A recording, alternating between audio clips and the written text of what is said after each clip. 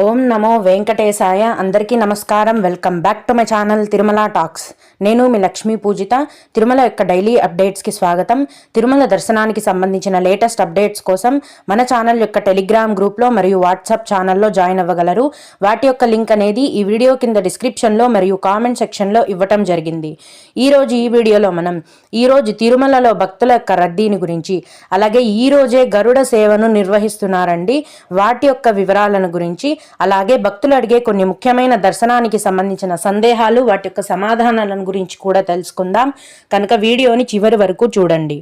ముందుగా నిన్న అంటే ఫిబ్రవరి 11వ తేదీన తిరుమలలో స్వామివారిని మొత్తం 67,192 మంది భక్తులు దర్శనం చేసుకున్నారు.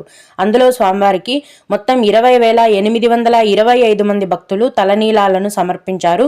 నిన్నటి రోజున తిరుమలలోని శ్రీవారి హుండీ యొక్క ఆదాయం అనేది 4,15,00,000 రూపాయలు. ఈ రోజు కూడా ఎటువంటి దర్శనం టికెట్లు లేకుండా నేరుగా భక్తులనైతే ఫ్రీ దర్శనానికి అనుమతిస్తున్నారు. ఈ విధంగా టికెట్స్ లేకుండా నేరుగా వెళ్లే ఫ్రీ దర్శనానికి ప్రస్తుతం 15 గంటల సమయం అనేది పడుతోంది.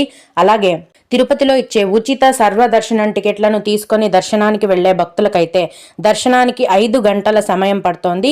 300 రూపాయల దర్శనం టికెట్లు కలిగి ఉన్న భక్తులకు మరియు 500 రూపాయల దర్శనం టికెట్లు కలిగి ఉన్న భక్తులకు దర్శనానికి 4 గంటల సమయం అనేది పడుతోంది. ఈ రోజు కూడా రోజులాగే ఇన్ఫాంట్ దర్శనం మరియు విఐపి బ్రేక్ దర్శనాలు కొనసాగుతున్నాయండి. ఈ చిన్న పిల్లల సుపదం ఇన్ఫాంట్ దర్శనానికి అలాగే విఐపి బ్రేక్ దర్శనం టికెట్లు కలిగి ఉన్న భక్తులకు కలిపి దర్శనానికి 1 గంట సమయం మాత్రమే పడుతోంది. దీన్ని బట్టి ప్రస్తుతం తిరుమలలో భక్తుల రద్దీ అనేది ఎక్కువగా ఉంది అని మనం అర్థం చేసుకోవాలి. ఈ రోజు ఫ్రీ దర్శనం క్యూ లైన్ లో కొత్తగా ఎంటర్ అయ్యే భక్తులకు మొత్తం దర్శనం బయటికి రావడానికి దాదాపుగా 15 గంటల సమయం అనేది పడుతోంది. భక్తులు ఈ విషయాన్ని గమనించి దీనికి తగినట్లుగా మీ యొక్క దర్శనాన్ని ప్లాన్ చేసుకోవాల్సిందిగా మనవి. ఇప్పుడు ఫిబ్రవరి 12వ తేదీ అంటే ఈ రోజే మాఘ పూర్ణిమ అండి. ఈ మాఘ పౌర్ణమి రోజు సాయంత్రం 7 గంటల నుంచి రాత్రి 9 గంటల వరకు తిరుమలలో గరుడ సేవను టీటీడీ వారు నిర్వహిస్తారండి. అంటే గరుడ వాహనంపై శ్రీ మలయప్ప స్వామి వారు ఊరేగుతారు. ఈరోజు దర్శనానికి కాకపోయినా కూడా ఈ గరుడ సేవను చూడటానికే ఎక్కువ మొత్తంలో భక్తులు కొండకు రావడం జరుగుతుంది. అయితే కొందరు భక్తులు ఈ గరుడ సేవను చూడటానికి ఏమైనా దర్శనం టికెట్ తీసుకోవాలని అడుగుతున్నారు. లేదండి, అవసరం లేదు. గరుడ సేవ అనేది తిరుమల ఆలయం బయట ఉన్న మాడ వీధులలో చేస్తారు. ఈ సేవను ఎవరైనా కూడా చూడొచ్చు. దర్శనం టికెట్ అంటూ ఏమీ లేదు, అవసరం లేదు. ఈ గరుడ సేవ అనేది సాయంత్రం 7 గంటలకు మొదలవుతుంది కాబట్టి 5 లేదా 6 గంటల నుంచే మాడ వీధులలో జనాలు ఈ గరుడ వాహనంపై స్వామివారిని దర్శనం చేసుకునేందుకు వెయిట్ చేస్తూ ఉంటారు. ఇవండి ఈ రోజు జరగబోయే గరుడ సేవ యొక్క పూర్తి వివరాలు.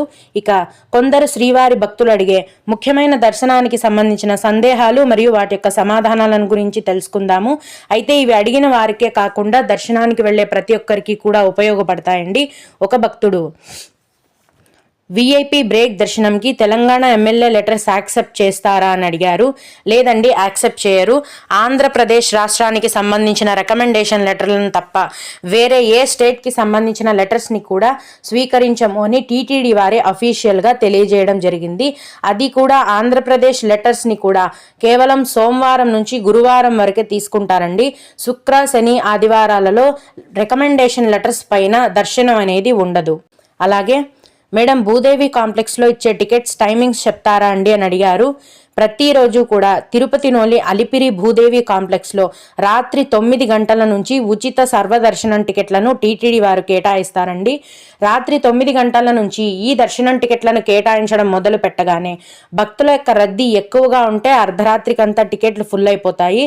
లేదా మరుసటి రోజు తెల్లవారుజామున వరకు టికెట్లు అనేవి అందుబాటులో ఉంటాయి.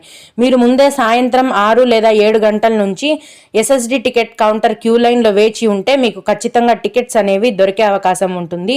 ఈ టికెట్స్ తీసుకోవాలంటే మీ యొక్క ఆధార్ కార్డు ఒరిజినల్ కానీ జిరాక్స్ కానీ ఖచ్చితంగా ఉండాలండి. ఈ విధంగా తిరుపతిలో ఇచ్చే ఉచిత సర్వదర్శనం టికెట్లను తీసుకొని దర్శనానికి వెళ్లిన భక్తులకు దర్శనానికి దాదాపు 5 నుంచి 6 గంటల సమయం అనేది పడుతుంది. అలాగే ఇంకొకరు 10 ఏళ్ల వయస్సు ఉన్న పిల్లలకి కూడా ఎస్ఎస్డి టికెట్స్ తీసుకోవాలా లేదా చెప్పండి ప్లీజ్ అని అడిగారు. 12 లోపు వయస్సు ఉన్న పిల్లలకి ఎటువంటి దర్శనం టికెట్లు అవసరం లేదని టీటీడీ వారు తెలియజేశారండి. మీరు ఏ దర్శనానికి వెళ్తున్నా కూడా మీకు 12 లోపు వయస్సు ఉన్న పిల్లలు ఉంటే వారిని ఎటువంటి దర్శనం టికెట్లు లేకుండా మీతో పాటు డైరెక్ట్గా దర్శనానికి తీసుకొని వెళ్ళొచ్చు.